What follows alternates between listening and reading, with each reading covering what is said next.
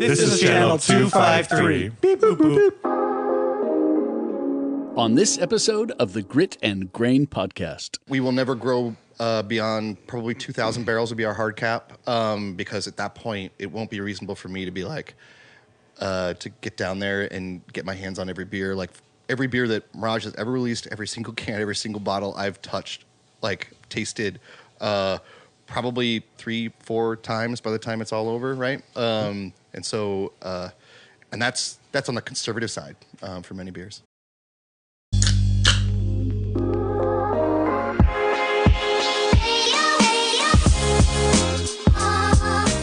Welcome to the Grit and Grain Podcast, where we explore and celebrate the craft beer industry, community, and history in Tacoma, Washington, and surrounding Pacific Northwest areas. Thank you so much for hanging out. Let's get to it. Hi, everybody. Welcome to the Grit and Grain Podcast, coming to you guys from the historic Parkway Tavern in Tacoma, Washington. My name's Matt McLaren. I'm here, of course, with Ron Swarner. Hello. Hello, sir. Hey, Ron, how was your weekend? Yeah. A lot of driving, a lot of drinking. Sweet. Yeah. Me too. Ron and I didn't discuss our weekend plans and then very randomly ran into each other unexpectedly out in fucking Yakima. Yeah. True story. Just by happenstance. Yeah. Single Hill Brewery. And you're wearing the same shirt. No, but I bet we were drinking the same beer. Yeah. That's Yeah. par for the course then. Yeah, exactly. And then Sean Jackson's here, of course. Yeah. Yeah, man. Yeah. Nips and things pointing, all blasting north, south. Yep. Me too. I had 3 days of inventory. Oh, Yeah, so constant blast. I am envious. Well, thank God you got all that room to work in. Yes. Yeah. Lots of scraping. Ron's making it was cold joke, and Sean's joke is different. And as a reference, he has a very tiny walk-in. So, very tiny. Yes. Okay. Yeah. Yeah. We're supposed to talk about beer. We are talking about beer. That's true. It's your keg Counting. cooler. Sorry you had inventory, but I'm glad it's over. Yes, me too. And this is a good way to finish it. Absolutely. So yeah, thank you guys for hanging out, tuning in, all of that. As always, if you're free on Wednesdays, come hang out at the Parkway and have a beer. The room does fill up a little bit, but it's so wonderful to see everybody. Yes. Yep. Very much so.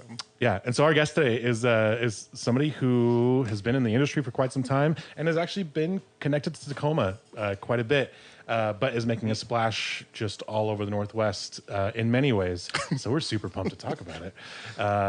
So yeah, who are we talking to today? The spectacular, magnificent, one and only Michael Dempster from Mirage Brewing. Wow. Yay! Oh, no. 2 awesome adjectives.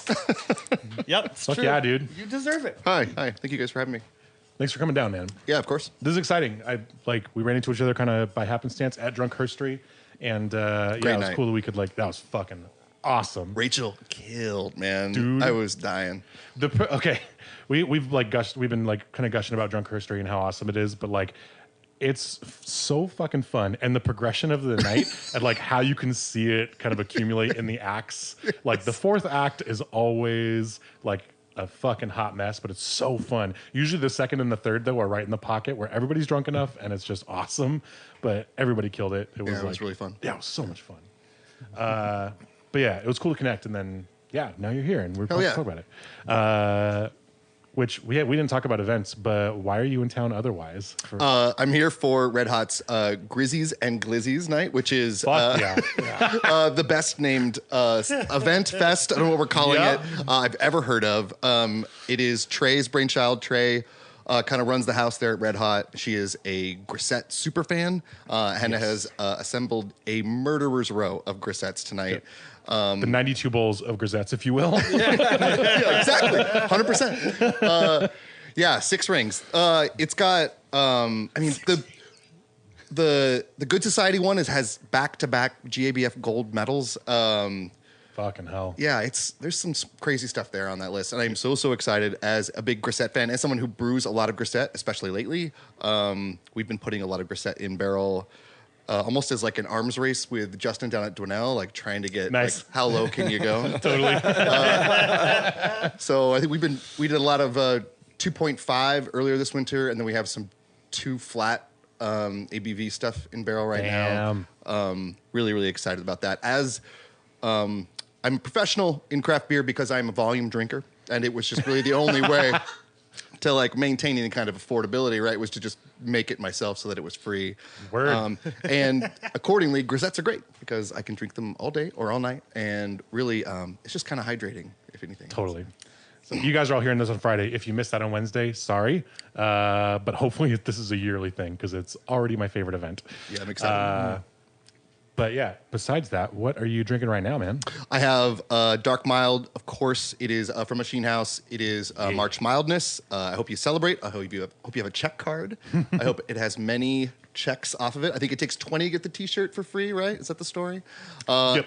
And then I have the new frozen fresh hop beer from Old Stove. They've been doing some crazy good fresh hop work lately. Totally. They stacked medals this last fall. Yeah, they did. Holy shit. Yeah, it was unbelievable. I just ran into Zach actually. Yeah? From Old Stove, because he just moved down south, and so he lives over in Gig Harbor now. Oh, yeah. And so like we'll probably just be crossing paths in general. But like that dude for one is super passionate, but he also like he came from Orcas, and so it was like cool to catch up for a minute. But like he knows really good beer, and you can like tell how pumped he is to like talk about the beer that Old Stove is making now, and it's like very clear their progression as like a high quality brewery is like That's awesome. unmatched right now. And he's very interested in learning everything about Tacoma too. Tacoma and Gig Harbor. That is true. Yeah. He's like been going out and like doing stuff. Absolutely. He has been bitten by the bug, it seems. Yeah. Sean, what are you drinking, man? I have a Manny's. Yeah. Yeah, Old baby. Manny's Pale Ale, yeah. Good shit, man. Well, I realized I hadn't checked it in on Untapped yet. So there's that one. Yeah. And then Gross. Mike's Actually- fucking triggered, bro. Ew. it's a joke because I have one beer. I think I checked something in to create the account back when we Sure. used to participate in the so yeah. I guess there was no reference there. What is your Folks one might beer? have thought that What was is your one serious, beer? But fuck, And man, I Adrian? can't remember. Lucille. No, Is it Macintosh? it was around fresh hop time. I remember that. Oh, So all right. I So it's don't probably know. legit. Yeah, I guess. But and then like Mike, I also have the Old Stove. Yeah. Because Good. yeah, it's delicious. And it's excellent, yeah. Yeah, which was a Single Hill collab. We were drinking it this weekend. When we Oh, were at the really? brewery. Yeah, we were over talking to Single Hill and talking to Varietal and just like doing some sales planning and stuff. But like, those are my favorite kind of sales meetings because all of those guys' beer are just fucking amazing, and it's really easy just to keep drinking all of it. But I had a lot of that one. Ron, what do you got? I got Breakside's new white wit. It's delish. Ooh. Head retention on that is Yeah. pretty sexy. I know. Yeah, Look at it's- how like It's easy. It's it delish. looks like a pint glass of Dom. Sunday morning action. Yeah. Exactly. I'm also drinking Dark Mild because it's my beer, but it's also just fucking incredible. Yeah. Producer Doug's got Dark Mild Yeah. and the Zoigl Martzen Madness. Martzen Madness. Yeah. I dig it. Yeah. Doug approved. Good. Zolgo House kills it too, man. They don't miss usually with like German style lagers. Well, yeah. Thanks again for rolling down, man. We're like super pumped. I'm down all the time. My parents live in the North End, so Yeah. this is the place where I would live if I had the option. Sadly, my beer is very expensive, and it's probably responsible for me then to open my brewery in Seattle. Totally. Which you're doing officially, right? Yeah, exactly. Can we talk about that? Yeah, for sure. Okay. So you're moving into the old peddler building? Oh, no, No. there was some speculation that we were going to land in Ballard. We, however, did not. We are moving into Georgetown, Okay. right by the Star Brass Tavern, right in the very heart of Georgetown, across the street from where Machine House is currently and is Yeah. going to soon vacate, which is very sad. Yeah. But now we're the new heart of Georgetown, so really excited. We have an old. They made carbon fiber race car panel parts there.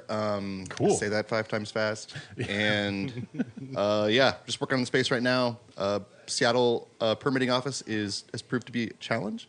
I can imagine. Yeah, I know, right? but I really enjoy working with them, and I look to more. I particularly like Becky. Yeah, She is the nicest lady on the I hear Inspector Ian is very kind and generous. forgiving soul that he is. And always so prompt with his work. Our inspection is going to come so close to like the finishing line. I'm really worried about it. And I thought about like ways like maybe grease the wheels. Like I just have Mariners tickets like fall out of my pocket sometimes. Be like, oh, I don't know where those are probably yours, right? I don't know how to. I don't know how to make sure. You know what I mean? Other than maybe making sure that Mr. Ian is unavailable that day, and maybe somebody else, because we can like spike his tires maybe that morning, and then like an intern comes, and I feel like Sean can help you here. Yeah. Yeah. He has offered this to me multiple times. We have a crew on retainer for these situations. Some people have lawyers. We've got a different bunch of folks. I knew I could call on Tacoma. Yeah. Yeah, exactly. Michael, aren't you living in it too?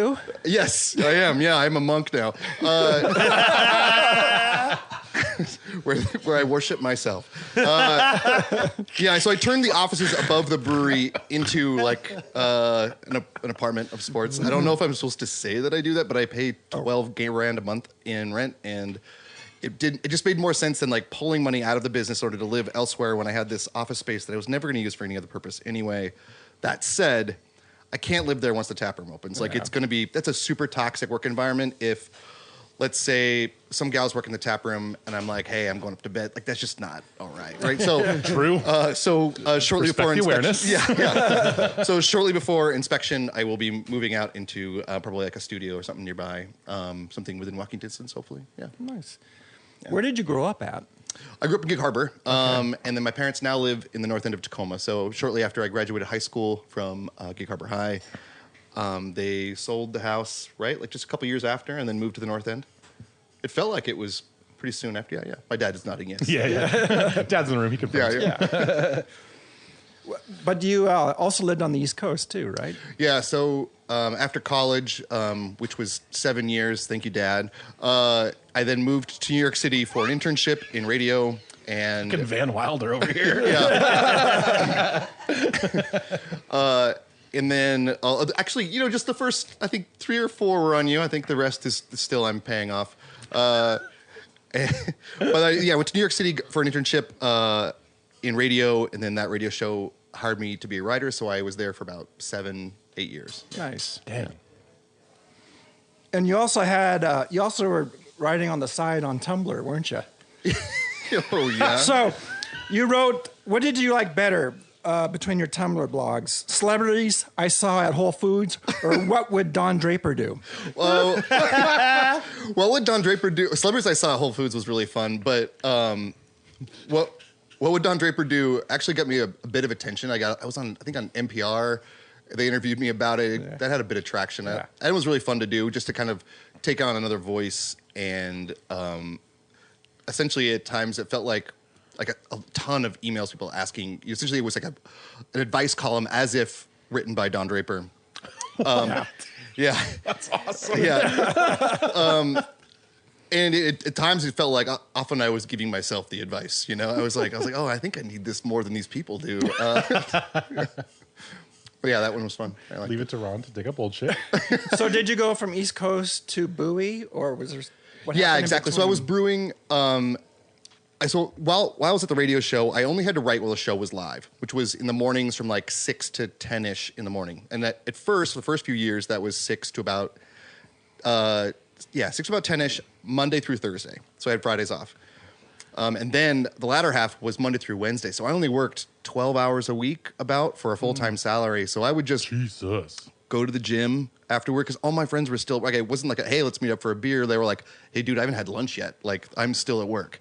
Yep. So I would go to the gym, I would work out, and then I would kind of like stop by this craft beer store on the way home, and I would have a pint or two there. And eventually one of the guys was like, hey, what are you training for that you can come in here sweaty and start drinking beer? Like, and I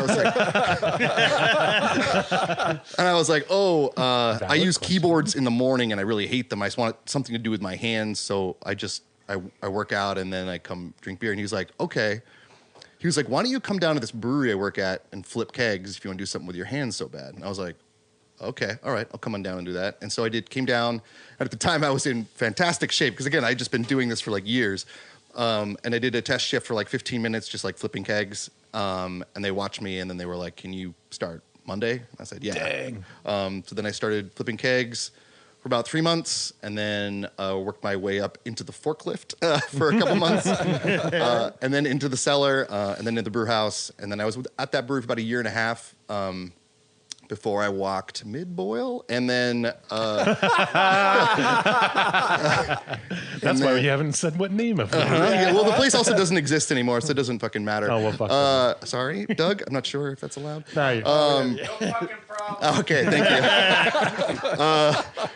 Yeah, so I then I applied around around North America and interviewed around, and then kind of got to.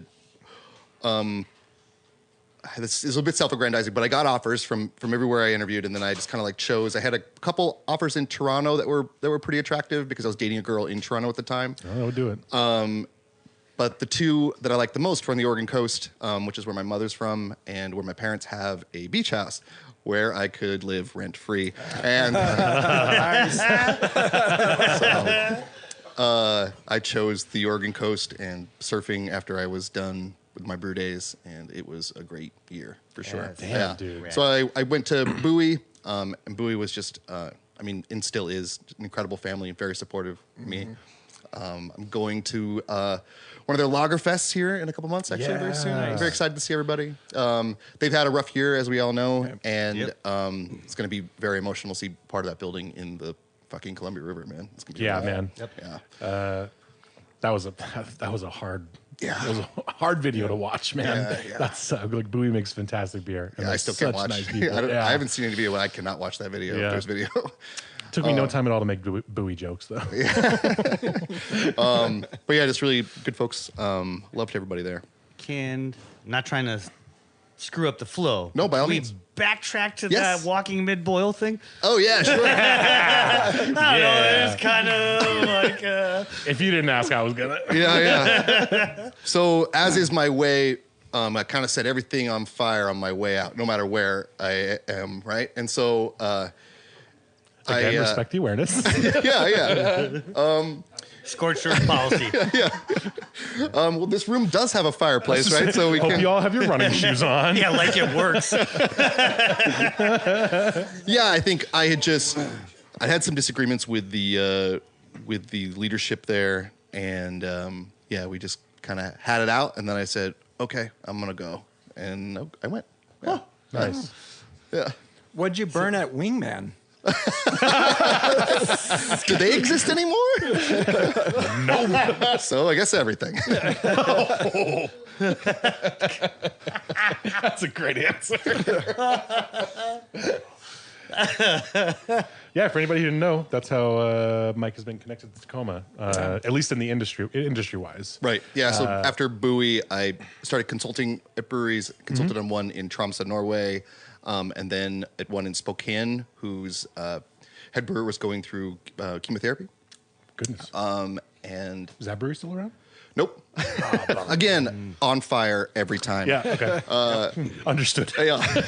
And then went to Wingman, having some like infection issues. They had like a bunch of cans that had gone into the market that were had some chlorophenol issues. We all remember. Yeah.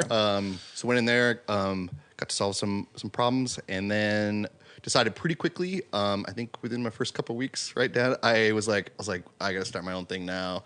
I just really realized that like consulting's nice, and it's just ultimately you're there for a reason, and it's often mismanagement in the beginning, and by the time somebody like me is brought in, it's often too late. You know what I mean? Sure. Yeah. Dude, that's a great point. I have this talk a lot actually, and I try to help breweries, especially ones that I work with, but certainly ones that are just sure. like in this community. If they want help, I will usually offer to help. But if I'm in there and I'm offering to help, it's usually I'm usually suggesting things that the ownership does not agree to. Yeah. Yeah. Like, you might have to spend money on this or this or this, or bring somebody in to do this and this. Now we're not doing that. Okay, well, like, So yeah, I imagine in that position, you're just like, dude, I am yelling at a brick wall right now. I Yeah, can't and change anything. And it's often understandable. Like Totally. these breweries are extensions of the people that start them. Yep. And often that's their identity. And they're like, no, that's not the brewery that I envision, the thing that I want to be a part of. Mm-hmm. And so often I understand, you know what I mean? I get why you might not listen to, A or B. But at the same time, I can also see the writing on the wall, Sure. I see it in breweries every day. Yeah. It's not hard to predict which one will be the next to fall. Yeah. Yeah. Which is a bummer sometimes because sometimes it's so Yeah. avoidable. Yeah, and also because they're people's dreams, right? Which is why I don't go to brewery auctions. Like, I need brewing equipment right now, but like, so often people are like, "Oh, such and such brewery that closes having an auction. We should go check it out." I'm just like, no, that's like, it's it's going through someone's broken dream. It's just like the vibes are interesting. not I've right, never man. thought about that. Yeah, and the auction people are like mean. They're not nice. That I could see. Yeah, I don't like it. It's not. It makes me afterward want like 12 beers and generally trying to avoid things. Yeah. And you know where you're not getting them. Yeah, totally. You were at Wingman for a short time, but I did take advantage of that. Yeah. Yeah, we brewed. Our first time I brewed a beer was with you. Yeah, we did Burt Grant's Perfect Porter. Exactly. Yeah. And we opening day at Peaks was on tap. Pretty awesome, man. Burt Grant is, Yeah. in a actually very circuitous way. He taught the head brewer of Buoy how to brew, which is probably the person I credit the most with helping me along as a brewer, at least in a production context. So there was that was just really cool to have that that circle completed. Nice. Yeah. Yeah, it was That's delicious. fucking rad. Yeah, I'm disappointed I never got to meet Bert, and that's definitely one of the one of my regrets for sure. With so like you said, you used the head brewer at Buoy was kind of your most influential, at least on the production side, the most Kevin influential. Shaw. Yeah, which makes a ton of sense. Those guys make awesome fucking beer, and they do it on a big scale. But like all of your beer now, I don't know, you kind of play in like a couple of different realms in the beer world, in my opinion, and like production wise. You have this incredible farmhouse program, which is actually how I got introduced to you. By Brew Dads up in Bonnie Lake. He had gotten a bottle from Shout you. out to Brew Dad, yeah. Yo, seriously, shout out to Mike, man. And he was like, none of my fucking customers are going to drink this. Do you want to share it? And I was like, yeah. And it was fucking incredible. He struggled with the price point for sure. I know. Yeah. It was so good. I even texted Barry Watson right after I finished my glass, and I was like, hey, man, I don't know if you're on this yet, but like, this is fucking legit. And he was like, oh, no, I already got a bottle. But yeah, so you kind of operate in these two schools. Like, where did your sort of like brewing inspiration come to sort of operate in these worlds? Like, you have these crazy, amazing IPAs, incredibly expressive. Your lager work is also great, but then your farmhouse stuff, you're doing all of these things. Not all of that came from Buoy, obviously. So Right, none, where actually, did the other stuff come from? I think natural curiosity. Also, while I was brewing at Buoy, one of my friends, Dave Coyne, was brewing at Fort George at the time. Okay. He was there for a very long time. He's now with Obelisk, wearing their t-shirt now. Yeah. He came back from the Master Brewers Northwest District meeting. And I forget if it was in the fall or the spring, but he was like, hey, man, at the end, this guy came out of the woods with a log, and he pointed at the log, and he said, the log is how you make real beer. This is the one true way to do it. And I was like, what? And I pictured this like super old guy. Like It's the peyote trip? Yeah. But later on, I ran into some of his beer just down the coast. Vinny Silurzo's sister has a little wine bar in Pacific City called Twist Wine Bar. It's kind of one of the secrets of Northwest craft beer for a long time.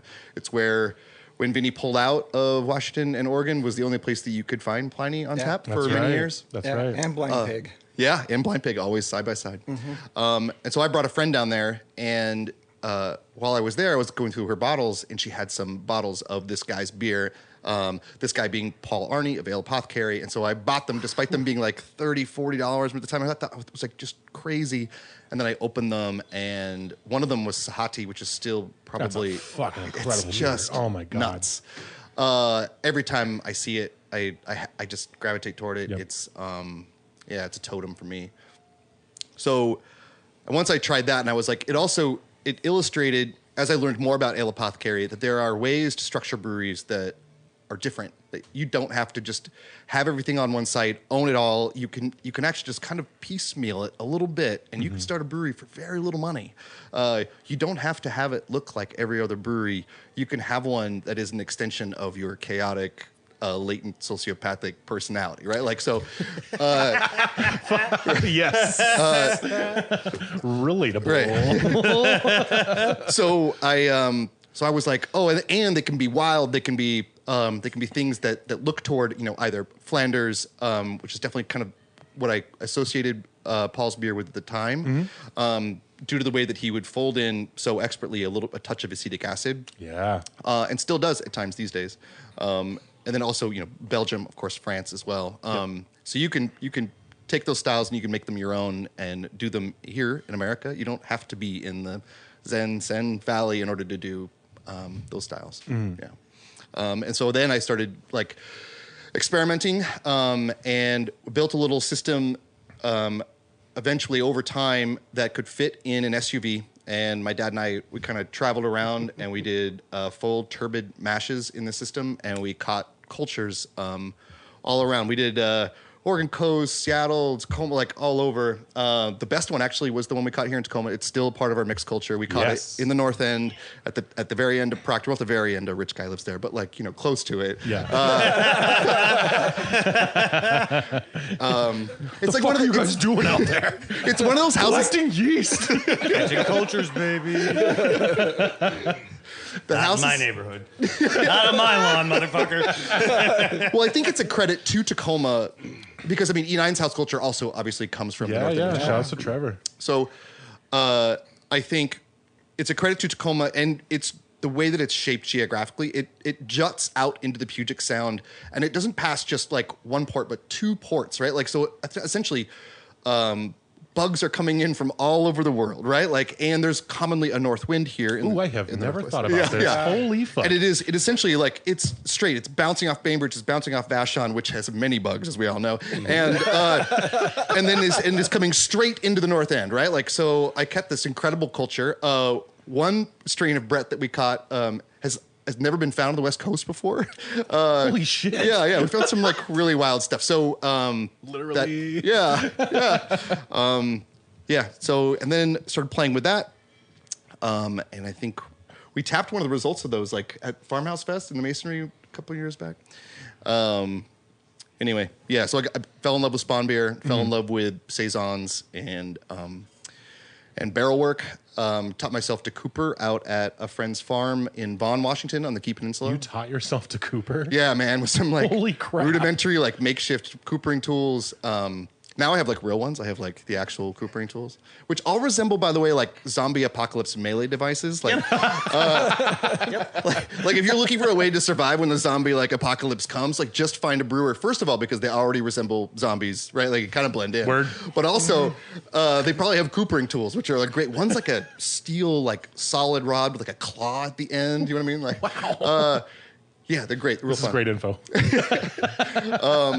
But yeah, I had to teach myself to cooper because I took a shipment of barrels before I had the ability to fill them, and so gradually as they like dried out, I had to knock down like pull nails, knock down hoops, learn to take the heads on and off, learn how to hydrate, learn how to French barrels, which is a methodology by which you rehydrate them. Yeah, it was a workout. Lost a lot of weight doing that for sure. Yeah. Full circle with the gym time. Yeah, radio exactly. show. Yeah. We're going to take a super quick break because it's already been 30 minutes. I can't Wow. believe it. Awesome. But yeah, we'll be right back. Stick around. Welcome back. Thank you guys for hanging out. As always, quick shout out to Doug Mackey, our wonderful producer. We love Doug, and he makes us sound awesome every week, as much as he can, anyway. Given what he has to work with. But yeah, if you weren't paying attention during the break, please do support Channel 253. Support those guys directly. It's an awesome organization, helps Tacoma stay connected, and keeps everybody updated on what's going on in this town, and it's the best. Channel253.com/memberships. Yeah, okay, so during the break, we poured a beer that I am excited to talk about. So what are we drinking? This is called Crooked Numbers. This was our 5th anniversary beer. It's a It's a barrel co-ferment of Saison and Cigarette grapes that were grown at the vineyards at Comforts of Whidbey. And it's a single unblended barrel, which is uncommon in my barrel work and in our bottle releases. This one often I'll have to augment, blend in a little bit of aged Saison, 24 to 36 months, in order to find an acid balance that I'm happy with. But this one, out of the barrel, just had everything I was looking for. And accordingly, we yielded only 165 bottles. So not enough for our bottle club. Yeah. So I had to find another place, purpose for it. And our 5th anniversary was coming up, and I thought this was perfect for that. Crooked numbers, of course, reference to baseball. I'm a huge baseball fan. Crooked number is what you want to hang as an offensive team. It is like number 2, number 3, the crooked ones. And 5, of course, being a very crooked number. I found it appropriate. This is exceptional. Thank you. I like. Credit also to the vintners that grew this. I'm riding their coattails a little bit. Dude, How about that World Baseball Classic? That was insane, It was so man. insane. Sorry, I was trying No, not you're to, good. but You're good. you said the B word. Dude. Good Lord. I was better than Uncut Coke. It was like when, Yep. I was doing Uncut Coke while I was watching it. I wondered who was going to bring it up first. Hey, U.S. Columbia. I mean, what are you doing when you're watching U.S. Columbia? Touche, salesman. I got Schlitz and Uncut Coke. but Otani Trout at the end, I mean, It's like 1A, 1B, and getting him on that slider. That slider Yep. was the most disgusting slider I have ever seen. And I think Trout's the same. I mean, just the way he just like nodded was like, yep, you and got the me. 101 that was literally right down the pipe. Yeah. The challenge pitch. Right down the dick. Yeah, you're just Oh like, my God, like yeah. at Trout, like the best down the dick hitter in the world. That was freaking amazing. That was crazy, man. I just cried afterwards. I was just elated with joy. Like Yeah. it was just. Yeah, you'll never see anything that Yeah, beautiful. if you love Seems baseball, cocky. what happened last night was like win or lose. It was one of the greatest moments So in cool. the game's history. Like Full agreement. And the whole series was incredible. And next time it comes around, it's going to be insane. I feel stupid for not having gone at this point, you know? Me Like, too. Yeah. There was a couple weekends ago because my folks are down in Phoenix, and I was gonna try to sneak down and surprise pops with the game, and I'm like, oh no, I can't do it. Fuck me, Yeah, man. idiot. Yeah, you just tell those kids to feed themselves, you know? They can Yeah, feed on your- themselves. It was a nice weekend. He could have walked to his own baseball practice. They'll find food. Kids are like raccoons. Kids are resilient. Seriously. Sounds like a fucking and there's story. actual I know, right? raccoons that they can eat. Follow that guy around. You're gonna be fine. There's a chubby one right there. I wanted to talk about this beer so bad that I definitely skipped over some events that Ron wanted to bring up that we wanted to promote. So I'm super sorry, Ron. No and what's up going Let's around do it. Tacoma? Speaking of Don Draper, Narrows Brewing has released the Draper's Delight Old Fashioned Ale. tie-in. It's a barley wine, and it's basically their Munich wine aged 16 months in Heaven Hills bourbon barrels. Nice. Cascade's doing their annual Brew 16 tournament, pitting 16 Washington breweries against each other on basically a kill a keg concept. Yeah. Yeah. I'm salty because I've lost a couple rounds so far. Sorry. Fucking Fort George sent their beta to compete against Single Hill, and I was pretty sure Single Hill was going to shoot. It was a shoe in that. But yeah, Fort George just Was came it in a with the three-way fucking beta? heat. I don't know, but it doesn't matter. They can just call it beta, and people just lose their nut over it. That's very true. Sorry. This isn't about me. This is about Cascades. Go ahead, Ron. Yeah. You're a good fucking sport. Jesus God. This Saturday, Craft Beers in Auburn hosts Odd Otter for an Auburn Valley Humane Society fundraiser. And on April 2nd, E9 is hosting their first Volksmarch. What? Yeah, a Volksmarch. Cool. Yeah. Dope. That's Let's it. go. That's it. Thanks, Ron. You bet. Sorry, I skipped over that. That's okay. I'll do better. Oh man, dude, Odd Otter. Yeah. Like, I was just down there recently and tried like 6 different beers with a couple beer nerd friends. All of their beers are improving, like steadily. It's great to wonderful hear. to see. That's great to hear. Love to see that shit. Yeah. Yeah, sorry, we were talking about nerdy shit. I've never been a part of your bottle club, but I have had many of your farmhouse stuff shared with me, and it's all been wonderful. This is certainly no exception. This is this is amazing. Like there's like vanilla, and then there's still like minerality to it too. Yeah, I think This is definitely like- you get vanillin. I mean, vanillin is a compound in the oak itself, Yep. right? So some of that's from, but like again, sometimes it can be like overpowering Totally. at times. But I really like that it kind of works well. I think in this context, especially with a white wine grape, it's just especially like kind of like what a lot of people consider. I think a lot of Germans in particular would consider kind of as a peasant's wine grape. But I think here in the Northwest, in a different context, with a different terroir, becomes something really exciting. Yeah, I agree. Thank you so much for sharing. yeah, of course. Yeah. Can we talk about hobby beer? Yeah, let's do it. Hit me. Yeah. That's like what I drink the most. I pretty much always order Mirage hoppy thing when I see it on thank you. anybody's tap list. And like utilization has changed a lot over the last few years. Like without giving away any secrets, what do you feel like has been the biggest kind of updates to like how you're expressing hop stuff? Because you guys make super clean, like multi-dimensional, very expressive, like hoppy beer. Thank you. Like, where's your utilization at? Like, I mean, I'll tell you specifically. I don't have any secrets. Lately, what I've found a lot of success with. Of course, I do mid fermentation dry hopping, which is something I'm super passionate about. I use it as a tool and as a flavor aid, right? Like, so you get those biotransformations, which is a term I hate, but you get like the hot term right now. right. man. You get that fruitier character out of a lot of your hops. That's on the cold side. Yep. On the hot side, I've been using Incognito a lot. I really like Incognito. Nice. Me too. Super efficient, and often the means by which they create Incognito, the way they like essentially reduce the hops down, can express different sides of hops, and it can be positive or negative, right? So in the context of Sabra, which is generally a hop that I don't like it's too coconutty, too woody, but in an Incognito context, the way they've reduced it down, it's fruitier, and sometimes I've found this in dry hops as well, but definitely in the Incognito version of it, it becomes like this fruitier, orangey thing, and I really like that. Equinaut, a hop that I really love in pelletized, either cryo or regular T90 pellet. When that is in the Incognito, I get a lot of that green pepper thing that you can. Totally. And so in that one, that's usually generally one that I strike. I found Chinook to be really nice, if anything, somewhat kind of neutral. Which is kind of surprising, given that it's like my favorite hop, maybe. Cascade of like Centennial definitely does like super Centennial thing, which I love. Like I'm a Centennial nerd forever.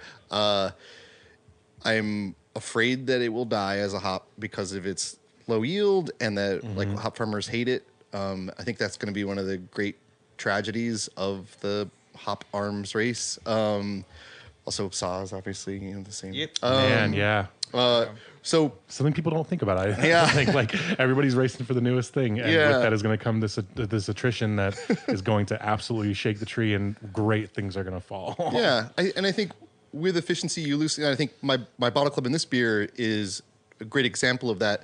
That is not an efficiently made beer. Like there is nothing about that. Like accordingly, I charge a lot of money for it, but I think when you're dealing with a commodity like hops, it's much more difficult to be like, yeah, but this is our like fancy hop. You know what I mean? Yeah, like, totally. It's much harder to like make that argument, right? I think 100%. Rwaka was kind of like the last thing to hold that crown. I think maybe now like Peacherine is Nectaron, kinda Nectaron, coming up. Peacherine, exactly. Yep, I yep, think yep. they're kind of like the throne holders right now. But usually it can only be one, and so that's definitely not going to be Centennial anytime soon, unfortunately. But I think some breweries will keep it alive. Obviously, Vinny's going to keep buying a ton of Centennial. So Yeah, seriously. and so long as there are breweries out there that are just going to be like, no, you won't give this up. I will contract a full field. Like, just this is mine. is Like, my grow shit. this for Yep. me. I don't Yep. care how much it yields. I'm taking it all. And I think often those contracts are really smart because then you get to become involved in harvest window in particular. So it can be like a much larger window if you're just like buying and then selecting your hops. You know what I mean? Like it's picked within this 2-week window in which it's optimal, and you're getting whatever you're getting within that window. Yep. But with this one, you can predict it. You can say like, oh, hey, I want you on my field of if I have this relationship with a hop grower on my field or the field, your field that I've contracted the yield of. The one I picked. I want you to pick it in this window so that I get more of this character, or I want you to pick it late so I get more alpha, you know, stuff like that. Yeah. What do you think? What do you think brewers lose? So, like you said, the hops arms race is kind of going to sort of cause some like classic, but like still very useful and like expressive hops to sort of be lost in the in the kind of the shuffle. What do you think brewers lose when they stop considering like the significance of classic hops like Centennial? I think you lose a color on your palette, right? Like so, and you're losing like some of your finesse colors. Like let's say you're using yellow, right? Like you're losing yellow, and I think they're very useful tools. And I hop intuitively, so all my beers, I'm never like at the outset when I make an IPA, I'm never like, okay, this is one's going to be Citra Mosaic Galaxy, bam, that's it. No, it's after I put the first dry hop in, which is often the hop I know that I'm going to use. I have a bunch of other hops on deck that I then use as bullets to then draw it one way, draw it left, or draw it right. Fuck yes. Because I mean, it makes this is such an important such an important thing for brewers to consider. Yeah, I think you got to realize like you're given all these bullets in your chamber. Like you don't just like have to fire one. Like I hate gun analogies, but anyway. I know. I'm surprised. Fuck. Guns. But you're right. You're totally right. How do I explain this? Right. So if I throw, for instance, a Southern Hemisphere hop, one of the things that it can do, especially due to the thiols and sulfur content in it, if I throw that in as the first dry hop, one of the things that it can run away on me is almost like this peanut shelly character, and I know immediately I need to pull hard right into fruitiness. You know what I mean? So already I've got probably Citra on deck because it's such a good problem solver for me. Sure. It's very reliable, but I could also pull Centennial. You know, but what I'm not going to throw at it is something super dank like Summit or like let's say, what's the big C that I'm not thinking Columbus? of? Yeah, exactly. Yeah. I'm not going to throw Columbus at it right then. I love Columbus, especially in aromatic stages, but I think this would be a bad time to use it, right? So it's definitely like guiding your beer along. Now, what this style of IPA brewing or this methodology of IPA brewing requires is daily intersection, which is very high labor for a beer that essentially for a lot of breweries is we made an IPA, dry hop it on day 14, package on 17, like away we fucking go. Auto sales. Right, exactly. But this one I have to, you know, intersect with it every day, like, which is really hard for me the way that I'm structured because my IPA tank for a long time was in Woodinville and I lived in Georgetown. And, so every day I'm on the fucking 405, like, which is the worst highway. Trying to figure out where this fucking IPA is going to land. Yeah, Totally. exactly. And oftentimes I'm just like, checking the temperature, smelling it, just being like, great, turn it up 1 degree. Like, I came here to push a button once. Feels awesome. You know? And for a while, I lived on Bainbridge, so I would take the ferry, then, you know what I mean, the 90, then the 405. Christ. It was like crazy, man. It was like 4 hours just to be like... Dedication, man. Yeah, but I think also, like, my price point kind of instructs that, right? Like, Sure. I think when people pay that much for a pint of beer, they expect it to be... It better be good, man. Yeah. Like just can't be gambling on that. Yeah, exactly. Yeah, they're like we can't be like there can't be at least not too many times they're like mid. You know what I mean? Like otherwise they're just gonna be like, oh, can I just have a beta, right? Like so. Yeah. Thanks for salting the wound for a second, Mike. Yeah. I'm surprised. Like Single Hill. I mean, like the Undisputed King's a fresh hop. With respect to Old Stove, but the Undisputed King's a fresh hop probably in the state. That's a big win for Fort They George. sent a smoking fucking beer over too. Yeah. Anyway, not about that. Yeah. Not to like keep bugging you on hop nerd stuff, but like this is a conversation I had with a ton of brewers, and like sure. it kind of goes back to like this, like I have this idea of kind of composition in beers and sort of how it plays into like how well the beer sells, but also just like how clean and like well put together the beer is at the end. And a lot of times, like you said, brewers just kind of come to the table and they're like, these are the hops that I have. This beer is going to be this, and this, and they don't necessarily consider like how the utilization will affect like the complementary flavors, and then sort of like maybe one sort of kind of king flavor that they're trying to have in the beer that's kind of really well expressed and that's sort of supported by hop additions underneath it. And yeah, if you're not tasting your beer and smelling it and sort of like seeing which directions it's headed, and then also obviously knowing how the finished beer is going to come out based on your adjustments, either mid or post fermentation, you're going to miss out on a lot of things. And like what I have found is that brewers that don't pay attention to that end up with these kind of like very muddy, not super clean IPAs. And I hate seeing it because it's not like a super difficult dimension of analysis in your hoppy beers, but I don't know. There's a bunch of very talented home brewers in the room too, I think, who all probably agree, at least in some respect. But like, having a beer that's like, oh, there's mango and guava and melon and citrus and pine and dank, and you're like, all of those things? Like, why all of them? How about like a couple of them and then kind of support the flavors underneath? Yeah. I think that's like the art of craft is guiding it to the place where it wants to be. Mm-hmm. There's like I think our critics they talk about this concept of like internal purposiveness, right? So let's say a sculptor looks at a slab of marble, Michelangelo, for instance, right? Like he then crafts what he thinks that slab of marble like wants to be. You know what I mean? Or like he tries to listen to the slab of marble, if that makes any sense. It's a little hocus pocusy, but like you're kind of working with what the slab gives you, and like because every slab is different, obviously. So not everything can be the thing that you at first saw in your brain. Like you have to kind of listen to it and work with it and get it to a place where you both are happy, right? I love it. Yeah. And size too. Like at some point, like you are too big to operate like this. Right. When we're talking about hops and turning left and right.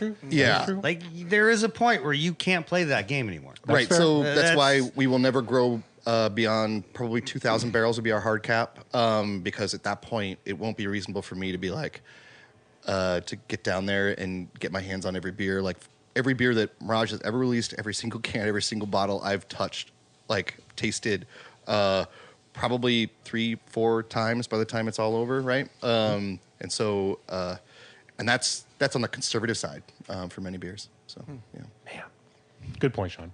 I don't mean to shit on every big brewer who can't do this. I mean, it's a choice. But if you're small and flexible and you're not considering like how the composition of your beer and how that'll affect the finished thing, it's for sure a worthwhile dimension of analysis when you're brewing.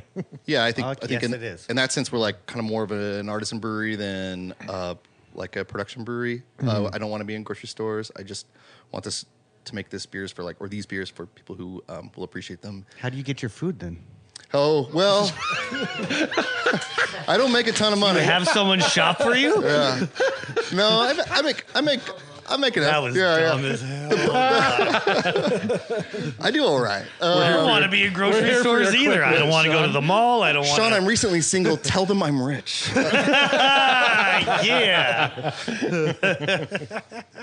I was going to tell you about that earlier. So, so this morning I broke my rowing machine. Right.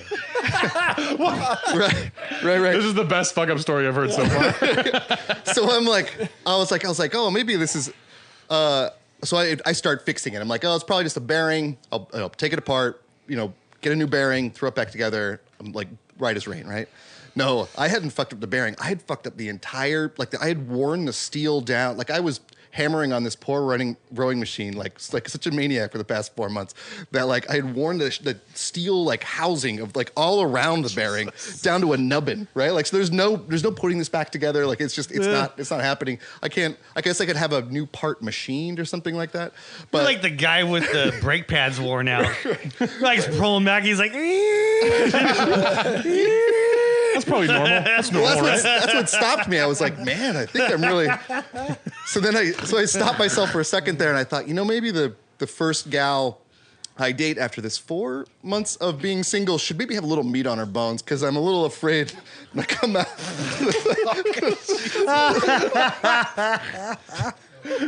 So update your Tinder now. Yeah. Fuck. So my apologies to her, whoever she may be. Oh, man. I will be happy to speak on your behalf. Do you have any additional fuck-up stories? Yeah, so first brewery I was at, this was the biggest one I think I've ever done. Yes. Yes. So I'd worked my way into the cellar, and I'd filtered at that point. Like we made 100 different beers. We contracted for a bunch of different breweries. We made the Southampton Double White. We made all the beers for Empire. We Fancy.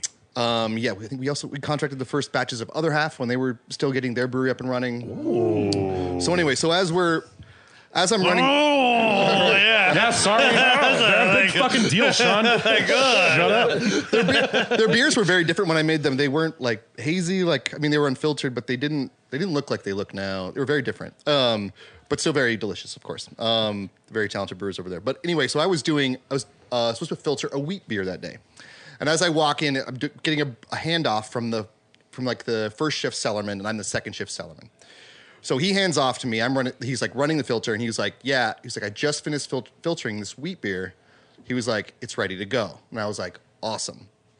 So I attach gas to the filter, blow the rest back into the bright tank, and then I open the tank that we were filtering from because it ostensibly is empty at this point. But what I had neglected to look up on the brew log was that you just filter half this beer and then you transfer the other half. So 15 barrels of wit beer just went everywhere. I remember just I was in another part of the cellar and I just saw this foam start, it just kept rising. You know what I mean? As if someone had put too much laundry detergent, or all of the laundry detergent and hit the spin cycle. And so I start wandering back over to the fermenter that I had open. I recognize that it's coming from that. I close it. I kind of wave down the head brewer, and I'm like, hey. Because he's already on his way. I say wave down. He's already 3 feet behind me, right?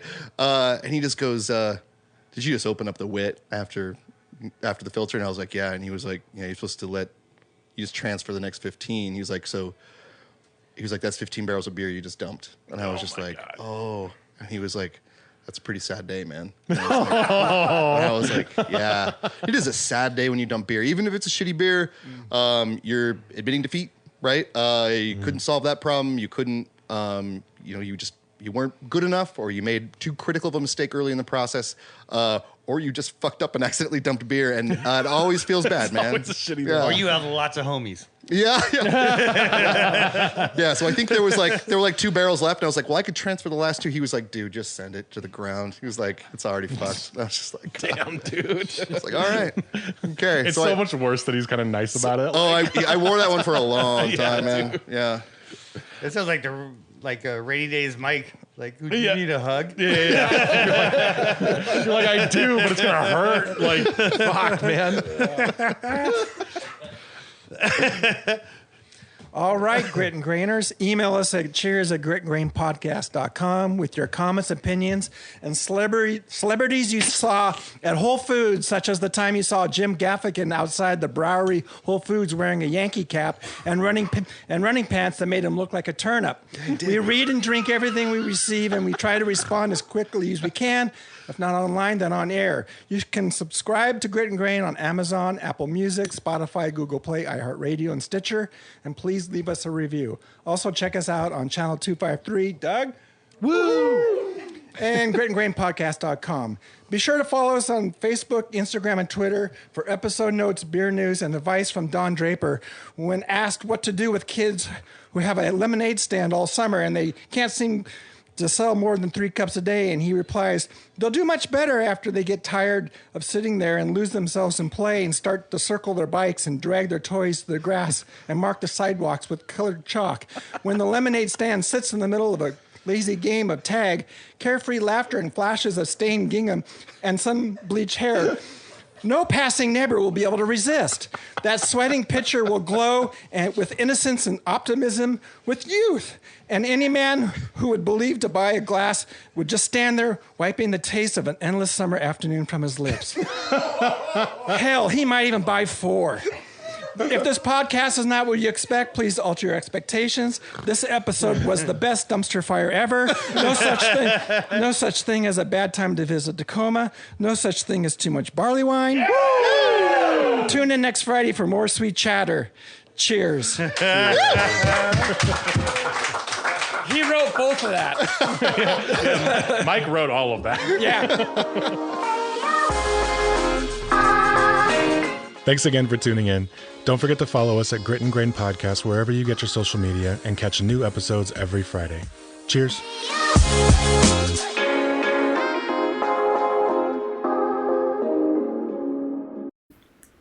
Good up. This is Channel 253.